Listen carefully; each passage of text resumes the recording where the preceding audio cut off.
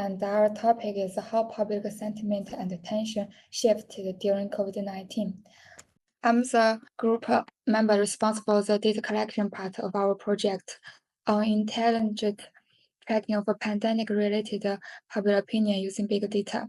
Our goal is to build systems that can analyze how people respond to the COVID-19 pandemic, and more importantly, how those responses interacted with science communication during that time. When selecting our dataset, we focus on three main criteria. First, the data had to be relevant to both the pandemic and science communication. Second, it needs to include public reaction data, such as social media posts, search trends, and news sentiments.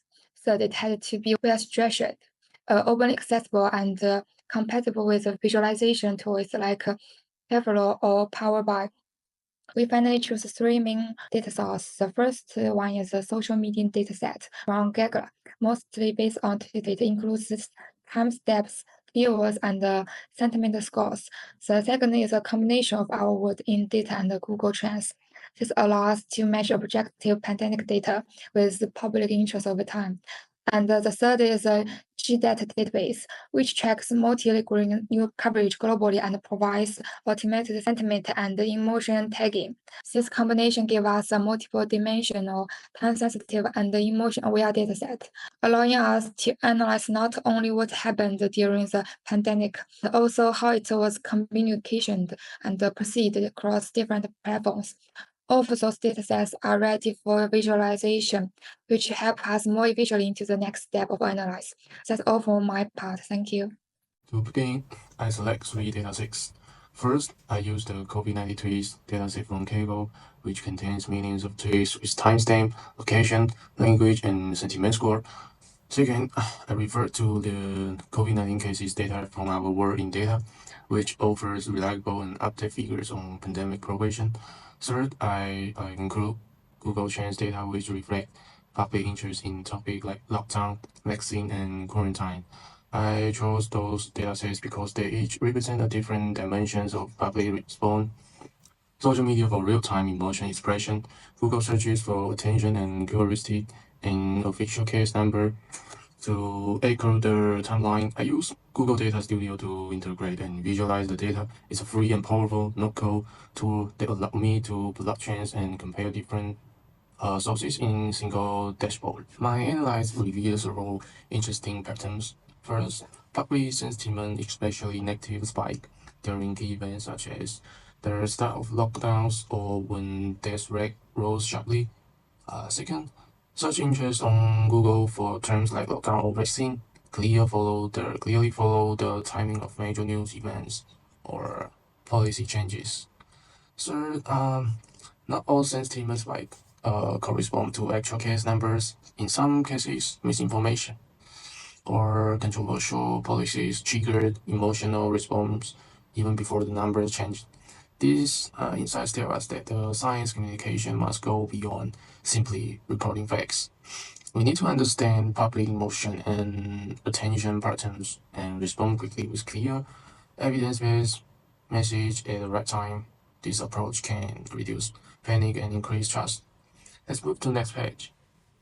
Okay, I'm a party's key insights into the public response during the pandemic and suggestions for how we can improve our science communication strategies. There are integrated data from OWID, Google Trends, Twitter sentiment analysis, and GDLT media data. We found that the public responded quickly and emotionally to pandemic-related news and policies. Emotional reactions, especially during the emergence of new variants, lockdown announcements, or vaccines events, often shift sharply, typically showing a mix of fear, anger, and hope. Although people access information from diverse sources, trust always deeply divided. Some relied on scientific data, while others were more influenced by social media rumors or conspiracy theories. Interactive tools like OWID's charts help improve public understanding of policy impacts and risk trends. But too many updates and constant information flow also lead to the fatigue and reduced engagement. From these insights, I believe science communication can take away several lessons. First, adjust tone and timing based on the public's emotional state. Second, combine real life stories with data to build emotional connection.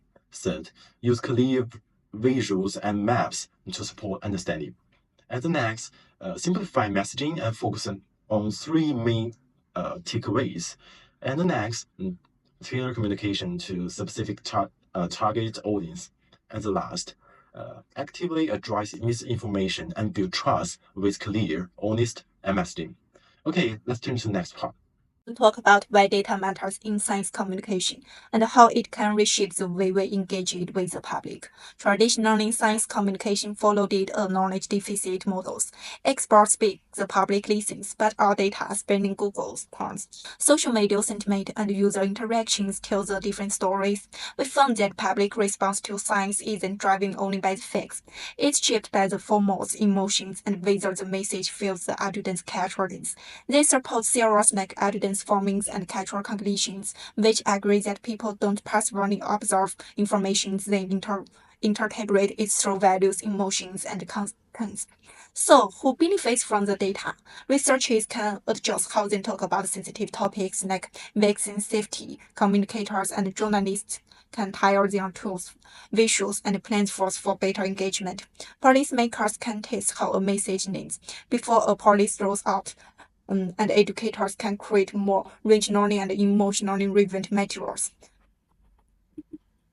But more than that, this data allows us to build communication strategies that context embedded, planned for, optimistic, and evidence-based. Whether it's a pandemic or climate event, we can now match content with public emotions and need across platforms like TikTok, Twitter's for WeChat.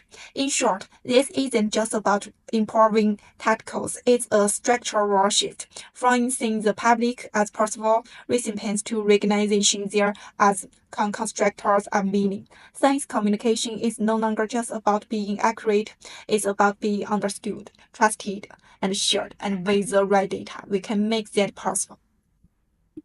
Thank you.